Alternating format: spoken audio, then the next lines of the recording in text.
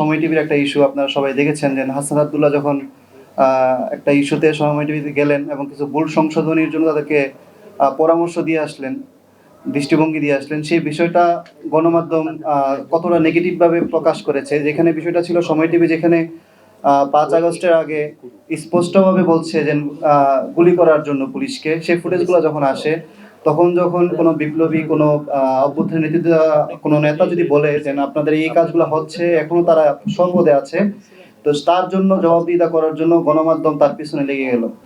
সম্প্রতি জনকণ্ঠ পত্রিকাতে 5 জনের চাকরিচ্যুতের ঘটনা ঘটেছে, এটা আপনারা সকলেই দেখেছেন। তো সেখানে বিষয়টা ভিন্নভাবে উপস্থাপন করা হয়েছে কিছু গণমাধ্যমে।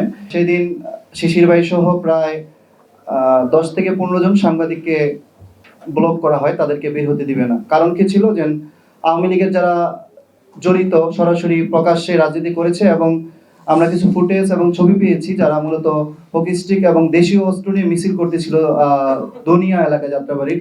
সেগুলো যখন তাদেরকে বলা হলো যে আপনারা এই কাজগুলো করেছেন, আপনারা অফিস থেকে আপনারা রিজাইন দেন অথবা অফিস ব্যবস্থা নেবে। তো বিষয় হচ্ছে অফিস তাদের সেফটির জন্যই তাদেরকে যে কাঠামো রয়েছে চাকরিচ্যুত করার বা যে বিষয়গুলা, সেটা মেনটেন করে তাদেরকে যখন লেটার দেওয়া হলো, তারা লেটারটা ছুঁড়ে ফেলে দিল এবং সাংবাদিকদের ব্লক করলো, এখান থেকে কাউকে বের হতে দিবে না।